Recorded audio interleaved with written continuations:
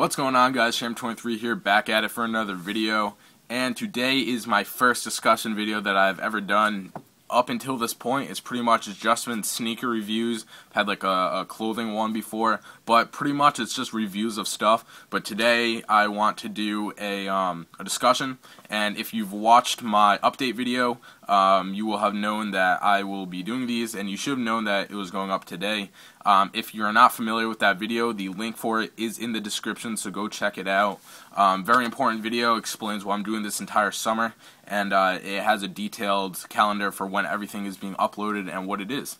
So basically a new turn for me in my channel. I want to start doing some discussions. I feel that I can really get my opinions across more than in just a regular sneaker video. So instead of just dragging this on, might as well get right into it. My discussion today, it is quality, how I feel about the quality and all that type of stuff, and trying to suppress some of the angers there. So I want to cover the differences between material quality versus craftsmanship quality, and I think that's big. We should all know by now that Jordan Brand, and this is mainly directed at Jordan Brand, not really Nike basketball. So basically we should know that Jordan Brand is not going to increase the quality in the sense of the materials. Like, we're not going to get premium leather, and this is on a general scale. Obviously the bins were really nice, like that type of thing. I'm talking about like on every single retro that comes out every month. We're not going to see an increase in the leather. We're not going to get this real long-haired suede that's super soft, like on some New Balances. Like, we're not going to get this crazy quality. So basically we should just stop worrying about that and worrying about the craftsmanship. In my eyes, the craftsmanship is how it's put together. Set aside the materials, but how it's actually made. Like, when you take the shoe out of the box for the first time, your black cement 3s and they're already pre-creased. I don't even know what to say to that. Like, that's complete BS to me, and I think that's what we should be worrying about. Or when you take out a shoe like the Orions, I never copped the Orions, but that was one of the worst quality shoes I've ever seen. Glue stains everywhere.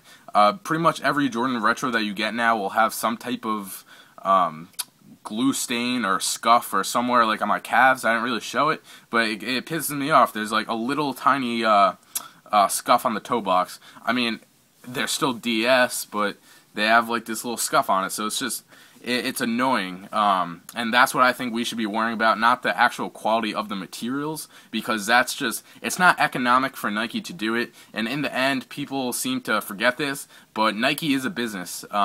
They have to be making money off of this, and that's just how it is. And for people who say that, oh, they cost them $2 to make the shoe, they sell it for $160, their profit margins are $148.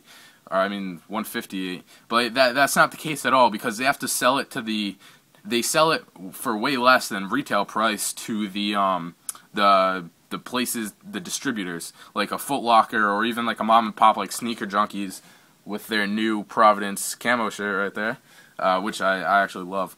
But like mom and pop shops or big corporations like the Foot Locker, Champs, Foot Action, all that type of stuff, they sell for way under resale at a wholesale price, because they're not getting one pair for a consumer. They're getting like 10, 15, 20, 30, depending on the release, even like 50 pairs of the shoe.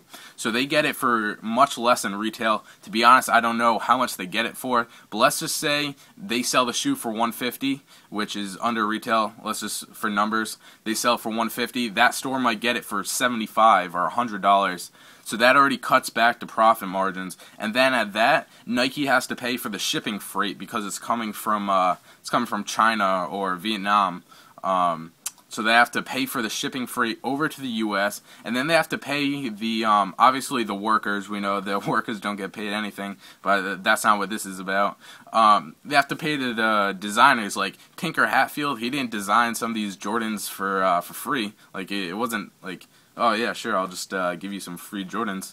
Like, that's his job. So they have to pay the designers. Obviously, there's other designers besides Tinker.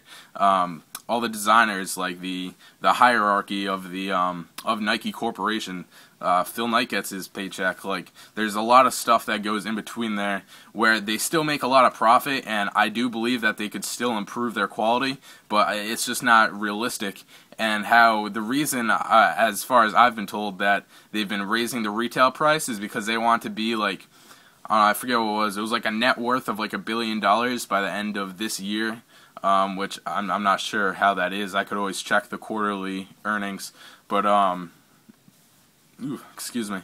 Yeah, I mean, it's almost just like a lost cause. So we should really put aside the materials and just worry about the craftsmanship. That's what I think is really important. And then the last part of this that I want to get to is Nike Air. I know a lot of you guys are really adamant about having Nike Air on the back of the shoe, on the 3, 4, 5s, and 6s, and even on the ones on the tongue, on the little tag. We know the band ones had the Nike branding, but I feel like that was a different situation. I personally don't think that Nike Air will ever come back to the 3, 4, 5s, or 6s, just based on the fact that it's now a subsection of Nike, and it's Jordan brand as a whole, and then Nike is kind of the parent company. So I just personally don't think that would come back. And then I want to pose this question to you. This is where I'm looking for video responses or in-depth comments or whatever. Obviously, I won't be able to view them or comment right away since I'm away, but I will be watching all of them and reading all of them when I get back, and I will be responding to as many as possible. And I'm actually really interested to hear, do you think that if they brought back the Nike Air, it would lose the specialness, kind of like the prestige? Because I know I have a pair of 1999 metallic 5s, Nike Air on the back. I have a pair of OG Bred 12s. Obviously, they don't have Nike Air on the back, but they have the Nike branding on like the insole, the outsole, all that type of stuff. Do you think it would lose its specialness if they brought it back? I personally think it would, because it would almost just be like, in 10 years from now, if all the 3, 4, 5s, and 6s had that branding, you'd be like, oh, remember like back when, like 10, 15 years ago when it had the Jumpman on it? And people would start to think that the Jumpman was all special, and they would make these petitions for the Jumpman to come back. That's just my opinion. I'm not too sure about what you guys think. I just feel like if they brought it back and mass-produced it, it would kind of lose that prestige that, oh, wow, I just got that Black Cement 3 with the Nike Air on the back from, like, 1994 or 2001.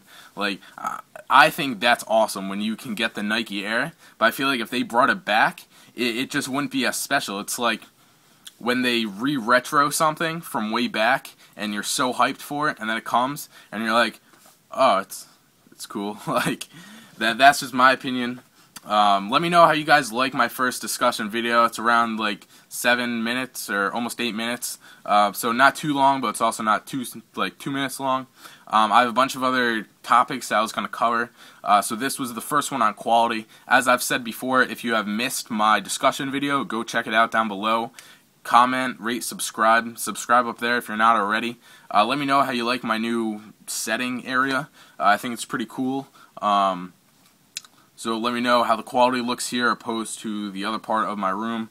So let me know that. As always, it's been Chamby23. I hope you enjoyed the video. Peace out.